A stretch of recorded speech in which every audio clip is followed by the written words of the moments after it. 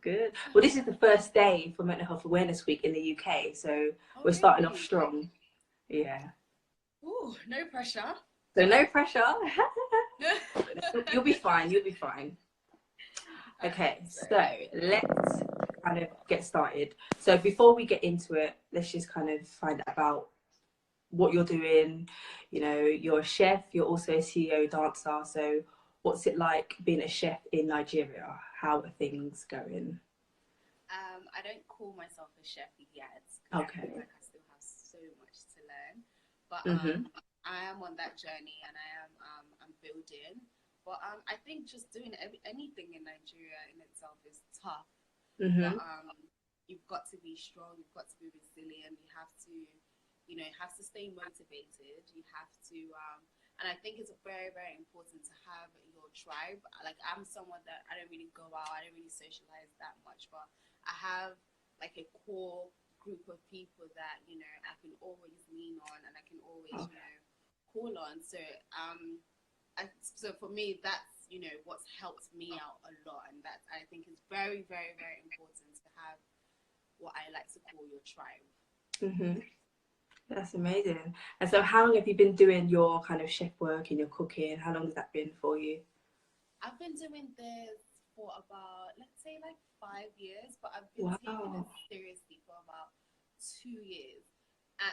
Yes, it's going to be 2 years in October. So I decided to go to Nigeria for, it was a contract job, doing consulting for a restaurant, and it was only meant to be a 3-month contract. Oh, wow. That 7 months, that turned into a year.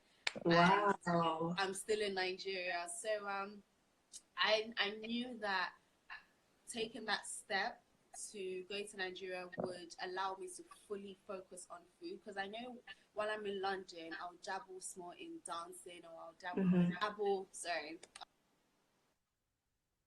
in little bits and bobs, but when I'm in Nigeria, I solely focus on food. Okay. So that's really, really helped me to just focus on one thing and just try to master that, really. Amazing. That's good. That's amazing. Well, congratulations. From 3 months to 7 months to years. That's good. You're going to be amazing. Wow, that's really good. You should be proud of yourself. Be proud of yourself. That's amazing. So speaking of Nigeria, and you spoke about your tribe and how you have a lot of supportive people, do you feel that in Nigeria mental health is often spoken about in your country? No. And I don't just think it's Nigeria. I just think like the Black community, we don't really like talking about mental health, and I don't know why. I remember talking to my friends about me wanting to see a therapist, and he was like, why? Like, I was like, because there's some, there's certain things that I don't necessarily feel comfortable telling, like, my friends or like my, people who are close to me. And they're like, and he was like, well, if they're close to you, then why would you be able to, talk about that? But anyway, I just feel like mental health is something that we don't really talk about as, as Black people, especially in Nigeria. It's looked as, looked upon as a taboo, like, you're going crazy. And I I don't see it like that. And I don't necessarily feel like you need to go to therapy when things are wrong. Yeah. You can go to therapy. You can go to therapy even when you're happy, or even when you're, not feeling 100%, when you're not, it doesn't have to be when you hit absolutely rock bottom before you go to therapy, But people are saying you try and tell people about your mental health and they laugh about you. Being traumatic, absolutely. Yeah. And I think that's due to a lack of understanding and a lack of knowledge in relation to mental health. So if you are oblivious to things like this, you're gonna maybe laugh and maybe not take it seriously, but it's something like these type of conversations that we're having today to help raise the awareness and make people aware that it's real, so take it as something that's important and don't laugh about it and don't stigmatize people. So yeah. Okay, so you all right? No. Okay, so let's get a bit deeper and let's kind of hear your story in relation to your mental health difficulty. So, you know, share as much as you want. And yeah, so let's begin. So what have you experienced? Oh, can we send Soliat some love hearts, please? Come on, guys. What's the question? You got to ease me Okay, into it. so in relation to mental health, have you ever experienced a mental health difficulty? And what was that difficulty you experienced? Yeah, I mean, I definitely have. I don't necessarily want to say that I've been depressed because I was able to get out of it, and it was like, I don't want to use the word depression because I don't want to minimize anyone's like feelings or anyone's, you know, experience or anything like that. But I can definitely say that, you know, there was a time where there's been a couple times where, you know, I've hit complete rock bottom and I didn't really know how I was going to get out of it. I didn't really know if I was going to be okay. I didn't really know if I was okay. I didn't really know if it was okay to feel what I was feeling. And, you know, I often question myself if so I'm trying to charge my phone. It's all right. I've got a whole setup for you, Shar. Lights and everything. Yeah, like I didn't really know if what I was feeling was normal or me to feel like that. And I really questioned myself. And it's so funny because I beat myself up for feeling the way I was feeling. And with me, I often just, whenever I feel like this, whenever I'm in like a weird space, I often just kind of retreat and I go into my shell and I don't talk. Like I literally almost drop off the face of the earth and just kind of, you know, go into my own shell. But yeah, I've definitely, and I still think I go through it sometimes, especially being in Nigeria. Nigeria, I always say, is a place. It's so tough, and I say this to my friends all the time. Like I feel lonely in Nigeria. Like I know a lot of people. I can literally go out and say hello to about 10 people in one night, and I kid you not, in one night. But I'll still go home and I'll still feel lonely.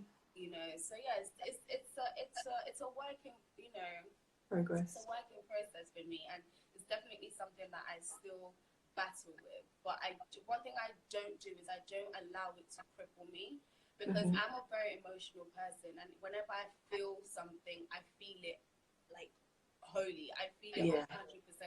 If I'm happy, I'm 100% happy. When I'm sad, so I try not to get into that space because it consumes me and I'm not able to do anything when I'm in that space. So whenever I feel a little down, I quickly try and brush it off. It's probably not the best because it just means I'm masking my feelings. But, you know, yeah, I try to just quickly dust it off. Okay, and so in your life then, can you think of any maybe triggers or anything that may be making you feel this type of way, like feeling quite low and feeling quite, you know, wanting to go into your shell? I know you touched upon the loneliness. Is there anything else? 100%. So right now I'm battling with my... Oh, guys, I'm about to get really real with you guys. Okay? It's okay, this is what we want. Can we send some love hearts? Soliat's doing amazing. This is what we need, guys. This is therapy for us Black people. You know, for the culture, we're representing the culture. You know, this is a very sensitive topic, but we know we need to share some love and show some love and support our sisters when they're doing great things, because this is not often spoken about. And, you know, this is the first day for Mental Health Awareness Week and we're starting strong. So let's send some love. Let's support each other. Thank you. Yes. So you said triggers. So right now, one of my triggers is my career and where I see myself going and where I see myself currently. You know, and I don't know what it is, but I'm doing everything that I've always wanted to do. I'm doing things that I've literally written down on my vision board, and thank God, I'm incredibly grateful, and they're happening, like they're actually materializing into something. Amen. But I still find myself comparing myself. I still find myself looking at other people and saying, I could do better. And it's not in a healthy way, because I can admit that. And one thing about me, guys, is I am not scared to express myself. I'm not scared to put my hands up to say, like, look, this is how I feel at this time, and whatever. So I know that right now I compare myself, and I compare myself in an unhealthy way. I can admit that. And social media has a bit, like, plays a massive part in that, So so right now my career is something that is a bit of a trigger for me. I often doubt myself. And that's normal. Don't think that you're any different from anyone else, because a lot of us compare ourselves. A lot of us are on social media and thinking, why am I not doing what this person's doing? Why do I not look like how this person looks like? So it's something that we're all experiencing. It's something that we all need to maybe try to manage, some techniques and some strategies as to how we can not kind of get into the rat race of comparing ourselves to others. And that's very important, because social media, I've filmed a video on this about social media being a tool. And so it's a tool as a platform for people to use, but then sometimes people can use it in a sense of kind of comparing themselves to others and kind of, using it for the wrong reasons. And then it can kind of trigger kind of maybe anxiety or low mood. So it's really important that we are kind of aware of what social media is and why we use it, and, how we're using it. So but thank you for sharing that. Thank you. And it's good that you mentioned that you're very expressive, and you would say when you feel a certain way. That's really good as well. Keep that up, because it's important to kind of, when you're feeling a certain emotion, it's important to kind of own that emotion and say, you know what, today I'm feeling angry, or today I'm feeling frustrated, and it's okay, because we need to have a balance of emotions. It's not, hashtag living my best life every single day. That's not impossible. That's impossible. And there are times where I go onto my Insta story and I just rant, or I just put like a sentence or a word like frustrated or over it or something, because I really want to let people know that, look, this pictures and these videos, they've been slightly filtered, they've been slightly altered. I don't feel like this every day, and I want you to know that it's okay. Like, it's okay for me to feel frustrated sometimes. It's okay for me to be completely over it. It's okay for me to not want to talk to anybody. You're not going to be happy every single day, and that's okay. That's completely okay. Yeah, definitely.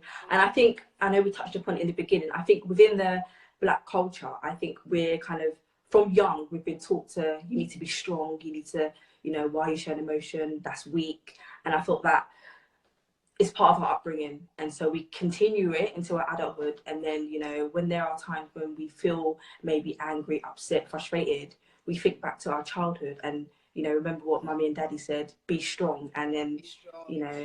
Why are you crying for? Did I beat you? That's the number one thing in an African household. Why are you crying? Did someone beat you? No one beat me, but I'm hurt. Yeah. Oh my God, that's funny. Okay, so I know you mentioned that you have a very supportive network. When you are feeling low, do you feel that you can go to your supportive network and let them know that you're feeling a certain way, or do you kind of keep that to yourself a bit? Yeah, I'm someone that I'm ready to share when I'm ready to share. Okay, yeah. So whenever I feel something, I have to be in a space to want to talk about it, before I can fully express myself. If you meet me, know, in a stage where I'm feeling something and I'm not ready to talk about it, you're not really going to get much from me, and I'm not really going to be able to express myself. So, to answer your question, yeah, I do feel ready to talk. I can go to, you know, my people and like my support system, and you know, each person gives me different things. Like I have friends for different things. When I need financial advice, I know who to go to. When I need like more emotional support, I know who to go to, and I know what friends will not give me that emotional support. So, I'm very, very lucky, and I'm glad that I have, you know, that I have that. Yeah. So leading on to that question, leading on to another question then, so this is for other people. So how could maybe a friend or family member be supportive for someone who is experiencing maybe, you know, feeling quite low in their mood or maybe feeling quite anxious? So what kind of tips would you give to someone else who is trying to be supportive for someone who may be struggling? Yeah, honestly, it's the littlest things, you know, just checking up on someone. You know, I know, you know, on social media, I seem like this bubbly, happy, you know, happy-go-lucky person. But there's times where I just need someone to literally just call me. Hey, how are you? But no, but not the generic, how are you? And like, I'm okay. No, how are you really? Like, how's everything? And I have a friend, Landray, who's also my business partner, that whenever he asks me, how are you? It never feels like generic. It never really feels like surface. Like, oh, how are you? It always feels like I genuinely want to know how you're doing. Like, how are you? Like, in every way, mentally, physically, you know, spiritually. Like, how are you doing? And it's really so simple. Just pick up the phone and call somebody, or just, you know, message them or check in with them. That smiley person, that bubbly person. Yeah. We all have our issues. We all have our, you know, whatever it is that we're going through, but it just takes a little check in once in a while to really, you know, yeah, that it goes a long way. A simple message, simple text, simple call goes a long way. Yeah. And it's always the strong friend as well. It's always the strong friend that kind of gets left out, and people think that, oh no, she's fine, she's strong, she's doing this, she's doing that. Yeah, and I also have you know, I also have a friend that you know, checks in once in a while, and it's just like, oh, how are you? But even before I am able to answer that, he quickly, you know, responds with oh, but I seen you on Instagram. Oh, I know you're doing well. No, I mean, assuming, no, picture, you know, probably I took that picture 2 months ago and I decided to post it today. You know, so yeah, Instagram is such a yeah, it's a funny one. It's a funny one. Yeah, it is a funny one. Yeah, I really hate it when people judge. It's weird because you have I don't know, but yeah, I get that sometimes as well. Like, oh, but I see you're doing well. You know, I see you're doing well. Just because of think you're good. No, I'm actually not that good. You know, I cried today. I'm on my period. I'm emotional. I'm bloated. So no, I'm not that good. No, I'm not good, despite the picture that I posted 5 hours ago. No, I'm not. Yes. But I was going to say, can we have some love hearts for, is it your friend Lanray? Lanray, yes. Yeah, love hearts for Lanray, because that's amazing that you have a friend who, you know, deeply cares and deeply, you know, shows an interest in you and kind of knows you inside out and knows maybe when you're not feeling yourself and to when you are feeling yourself. So we always need a friend like that who can know us truly, because there could be a time when you really need that friend and, you know, that friend pops up and you know it's going to be real, you know he's going to show the love. So yeah, that's amazing. So love heart from me to Lanray. Thank you, Lanray, for being there for Soliat.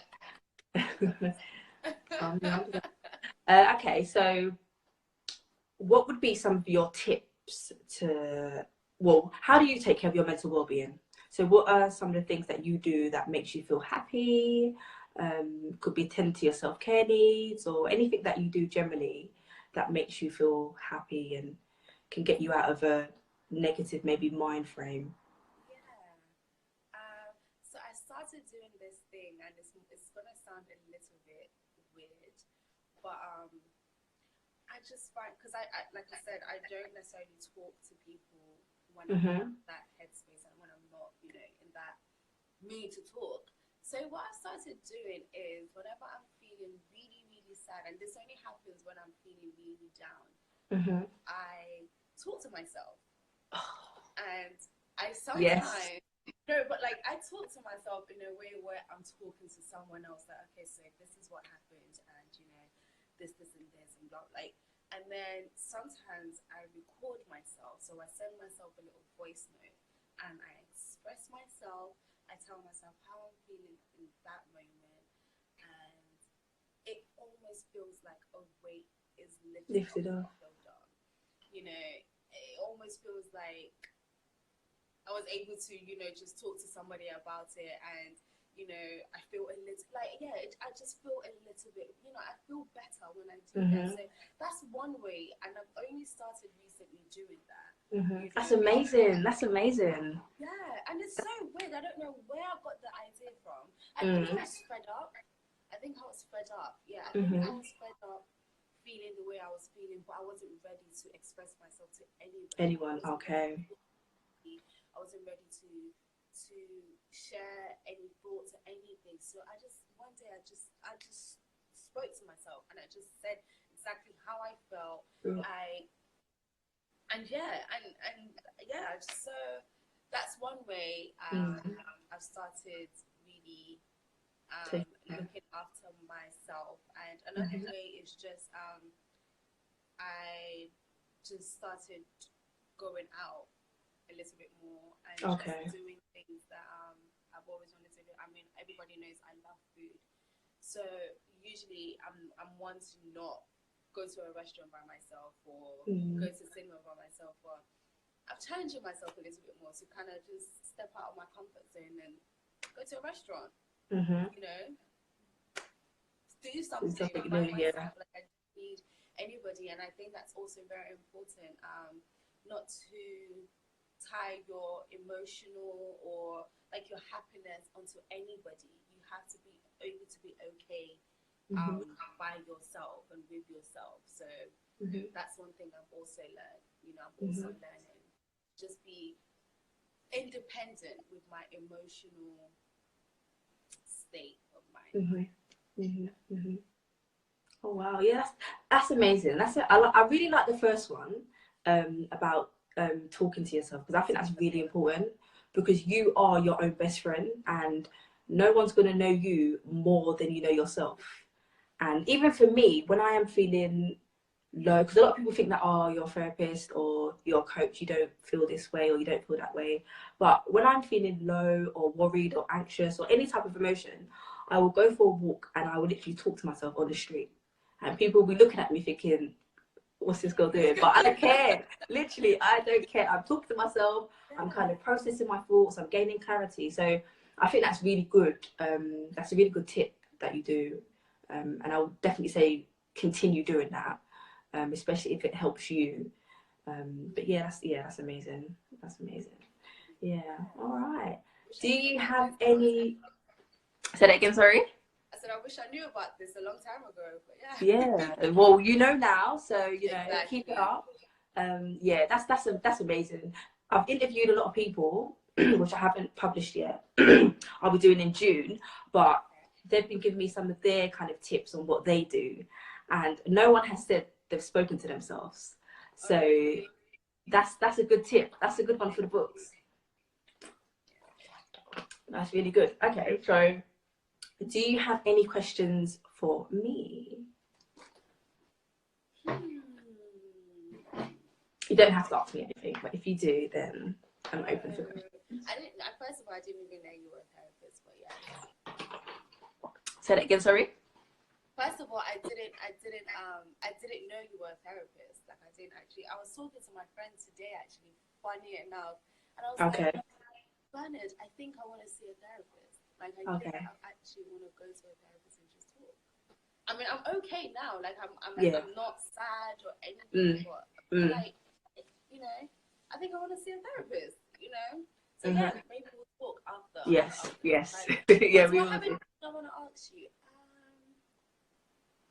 how do you handle your mental health, and how do you cope with I feel like, how do I handle it? Well, I definitely go for walks. That's definitely something that I do. Because sometimes I get very anxious. And I feel that when I go for walks, it really helps me. And I talk to myself and ask myself, why am I feeling anxious? But this never happened, that never happened. So going for walks really helps. I also think studying, but then again, I have studied it because of my profession. And I feel like reading books as well. I've recently done a YouTube video on 5 of my top books, and I feel that reading books has really helped me challenge myself, because a lot of the time we're scared to challenge ourselves because we're scared of the unknown. But I feel that for me, the more I challenge myself, the more confident I get within myself, and I don't feel scared or fearful or anxious or any type of negative emotion. It just literally comes away from me. So I think reading has definitely helped me. I don't really talk to friends when I feel anxious or low. Yeah, I don't think I do. I don't know. I don't really talk to. I mainly talk to my fiance or my dad actually, because I feel like they get me. So I'll talk to them. Or I journal as well. I journal. That's another good thing. That's one thing I need to start doing. Let me show you my journal. Hold on. Let me get. Okay.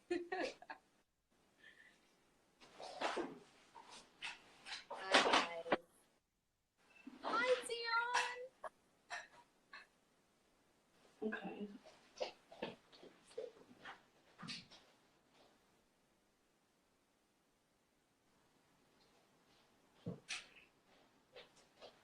I'm trying to find it. Oh.